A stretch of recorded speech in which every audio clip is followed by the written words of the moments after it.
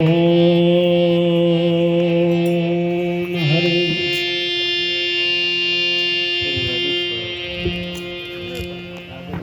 ब्रह्मा गुरु विष्णु गुरुदेव महेश्वर गुरु साक्षात् परिब्रह्म तस्मै श्री गुरुवे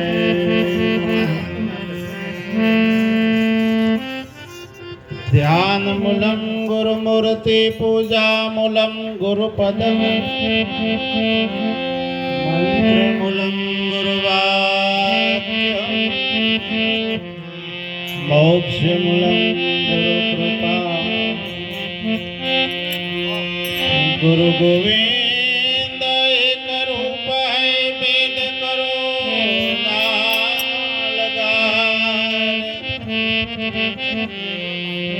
भगति करे जे भाव थी भाई तेनु हे संतो ना संग माने सदगुरु ने शान मान निज स्वरूप बोल खायो रे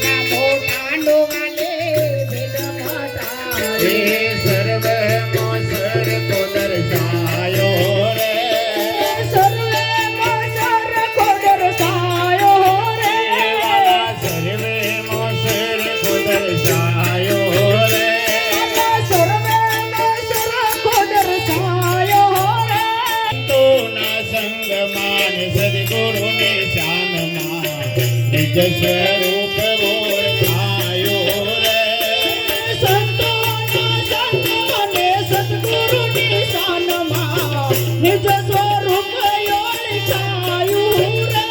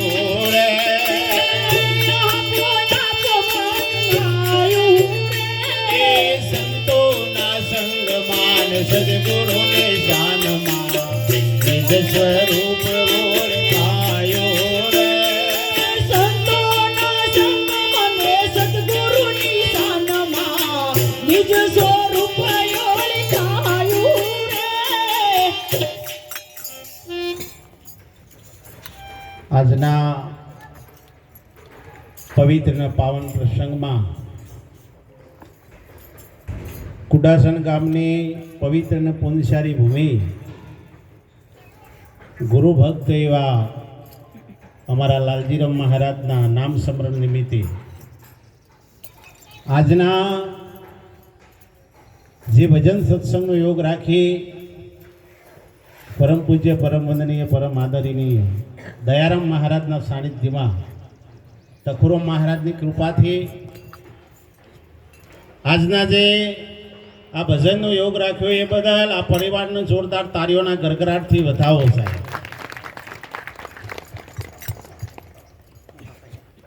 જીવનમાં મહાપુરુષે બહુ સુંદર ઇશારો કર્યો છે સાહેબ. જેને ભજન કર્યું હોય એના પાછળ ભજન થાય. જેને ગુરુને સેવ્યા હોય એને વાત 100% સમજાય ને. અને એટલા માટે મહાપુરુષે બહુ સુંદર વાત કરી છે સાહેબ કે ગુરુ બિના જ્ઞાન ના ઉપજે, ગુરુ બિન મીટે ના ભેદ, ગુરુ બિન સંશય ના ટરે ભલે વાંચો ને ચારે. તમે જો સુધી સદગુરુ ચરણમાં ના જાઓ ને ત્યાં સુધી જેમ અમારા બલજીરામ મહારાજે વાત કરી એમ જેમ સેમ દ્રષ્ટિથી તમને ના દેખાય ને. અને એટલે ઈશારો કર્યો ગુરુ મહારાજની જો વાત ન પકડવી હોય તો પોતાનું શીશ સદગુરુ ચરણમાં સમર્પણ કરી દેવું પડે. અને એ જ્યારે સમર્પણ થાય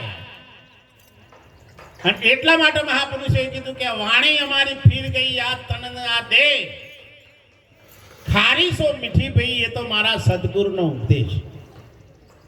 પહેલા બોલતા હતા ને અત્યારે બોલે એમાં રાત દાડાનો ફેર પડે ને. पर चाण मिटा दे अपनी हस्ती को अगर कुछ मर्त बिचा है तो, मिटा दे अपनी हस्ती को अगर कुछ मर्त बिचा है तो. मेहंदीना पौधों लाल रंग से साहेब पण आंखों વધો તો શોર્ટ રંગ ના આવે ને. અને આટો ઉડી જાય એટલે કેવું ના પડે રંગ આવે કે ફોન કરવો પર આવ્યું કાઈ જાય. એમ તમે સત્સંગમાં જાઓ ભજનમાં જાઓ એટલે ગમે એવો રંગ તમને આવે ને. પણ જોવ તો બેહો તો ભજનમાં તમે બેહો પણ ભજન જો તમારામાં ના બેહો તો રંગ ના આવે. અમે તો કે તરી વર્ષથી ભજન કરીએ છીએ, ભજન બેસીએ છીએ, ભલે તરી વર્ષથી બેઠા હોય પણ તમારામાં ભજન બેઠું છે. જો તમારામાં ભજન બેહે તો 100% સાહેબ તમને પોતાના ભીતરમાંથી આનંદ આવે ને. પણ આ તો ડખા જેવા પડ્યા છે. એક ભાઈ ને ઘરવાળીને એના પિયર જવું તો તે મૂકવા બસ સ્ટેન્ડ સુધી ગયો. બસ સ્ટેન્ડ ગયો એટલે તમે જો તો પેલો ભાઈની ઓછામાં ધરા રાત પાણી પડવા માંડ્યું એટલે પેલી બૂન પાછી વળીને કહે છે આટલું બધું રોવો છો તમે કે આમાં તમે જોશો આમ અઠવાડિયું રહેવાનું કહેશો મને એકલાને હન ફાવશે જેવો પ્રેમ કહો. એટલે પેલે કે તાણ અઠવાડિયું નહીં રહું 2 દાડા રહીને પાછી ના આવી પણ તમે રોશો ના. તો એ પેલા તો રોવાનું ચાલુ. એટલામાં તમે જો તો બોકડા ઉપર બીજો બેઠો રહો એ રોવે. એટલે પેલા ભાઈની નજર પડી કે ભાઈ હું તો રોવું છું, આ મારા ઘરવાળી જાય છે એટલે રોવું છું, પણ તમે કેમ રોવો છો કે તમે જે બસમાં મેળવા આવ્યા છો ને એમાં મારા આવે છે એટલે રોવું છું. બસ આખું જગત આવી રીતે કોઈને જાય છે એટલે રોવે છે અને કોકને આવે એટલે રોવે છે. એટલા માટે મહાપુરુષે બહુ સુંદર વાત કરી છે સાહેબ કે સંતોના સંગમાં સદગુરુની શાનમાં, સંતોનો સંગ અને સદગુરુની શાન જો તમારા ભીતરમાં ઉતરી જાય તો તમારા પોતાના સ્વરૂપની ઓળખાણ થાય ને.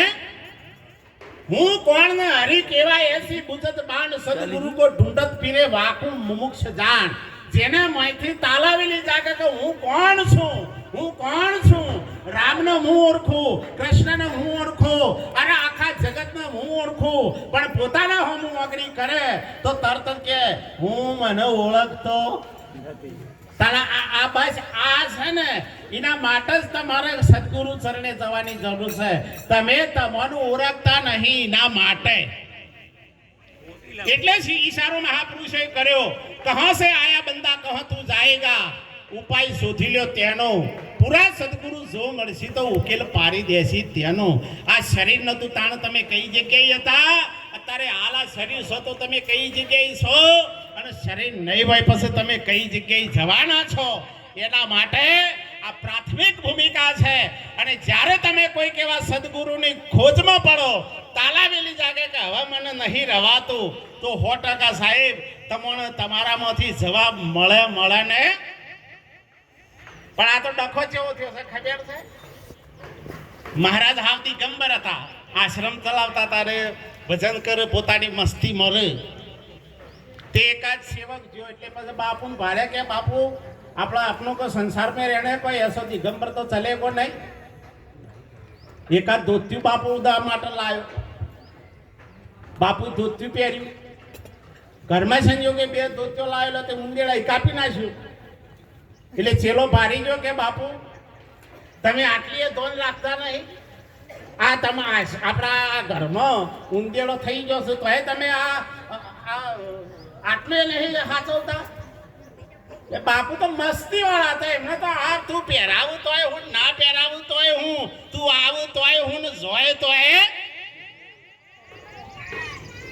પણ આ બધા ડખા તમે જુઓ તો ચેલો વળી કે આ આશ્રમમાં ઉંદેડા થઈ જશે ને કે ના એક બલિયાડી લાવું. તે બલિયાડી ઉધી લાવીને આશ્રમમાં મેલી, બસ તો ઉંદેડા એ કઈ હાથમાં આવું.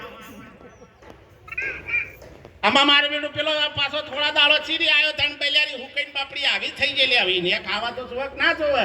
બાપુ તો મસ્તીથી રહેતા હતા. પણ આ એટલે મને વિચાર કર્યો કે બાપુ ના હોય એક આશ્રમમાં ગાય આલું તો આશ્રમ બલિયાડી દૂધ પીવે, સંતો આવતી હે દૂધ પીવે, બાપજી હે પીવે. તે પાછો ગાય લાવ્યો. અમે ગાય લાવ્યો ને બાપુ કે બાપુ આ ગાય હાચવજો, દોજો અને બલિયાડીને પાજો ને તમે પીજો, એટલે આપણો અહીં ઉંદેડો એ કઈ આવે. બાપુ તો ભલે છે ને છે કેવું એ કે, પણ એ તો એમની મસ્તીમાં, મુझे मेरी मस्ती को लेके आई, मेरे अपने सिवा कुछ नजर नहीं आई, मुझे मेरी मस्ती. અને એવી મસ્ત એવો અદલ ફકીરી એ તમે જુઓ તો ગાય આલીને જોન પસા તો થોડો ટાઈમ પછી આવ્યો. તન બાપુએ તો ગાય બાય દોયેલી જ નહીં. મને વિચાર કર્યો મારો બેટો બાપુને ગાય આલી તો ગાયને તમે જુઓ તો વરાત આટલું બધું થઈ ગયેલું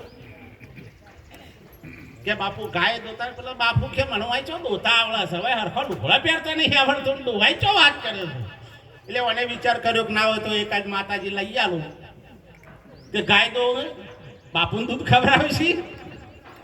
અને તમે જુઓ તો મહારાજનો આશ્રમ ધમધમાટ હેઠ છે. તમે જુઓ તો આશ્રમમાં સેવા કરવા માટે લાય.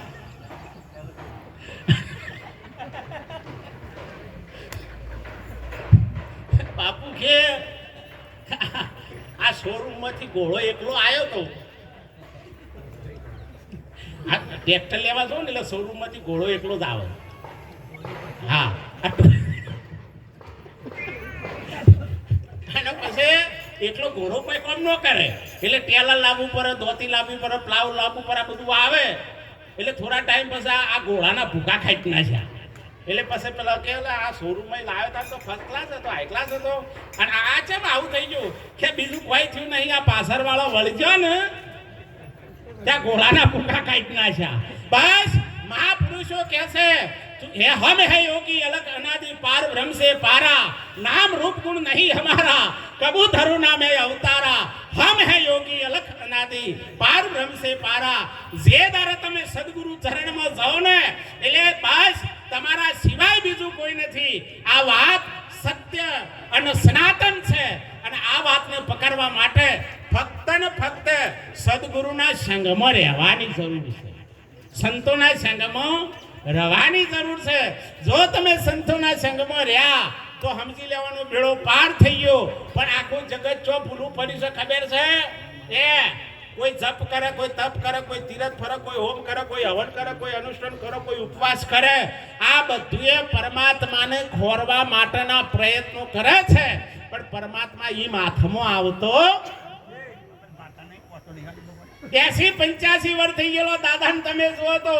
અને આ દાદા હતા બહુ હોશિયાર, પણ આ ડોહીના ઉપર વેમ હોય. આપણે થારું છે હોય કોઈ વેમાતું નહીં. આ તો અમારી બાતની વાત કરું છું ભાઈ. એ તમે જુઓ તો બા હું કઈ ખાપ જેવો થઈ ગયેલો હો. એક દાડાના માટે તમે જુઓ તો ભાઈ બા બીમાર પડ્યો એટલે બા બીમાર પડ્યો ને એટલે તમે જુઓ તારે દવાખાને લઈને ગયા. ડોક્ટર સાહેબના કેબિનમાં ગયા. ડોક્ટર સાહેબ આયા. ડોક્ટર સાહેબ કી બા હાથ લોબો કરો. બાઈ આમ કરીને હાથ લોબો કર્યો. ડોક્ટર આમ કઈ હાથ પકડવા જાય ને પેલો તો ડોહો વચમાં પહેરી ગયો. આવો મું વેમેલો કે શેટા રહી જો શેટા રહી. ડોક્ટર ફફરવા માંડ્યો કે દાદા દાદા કી હેડ હેડ દાદા વારી શેટા રહી જો શેટા રહી. અરે કે દાદા જો સુધી બાનો હાથ નહીં પકડું ત્યાં સુધી રગ હાથમાં આવશે.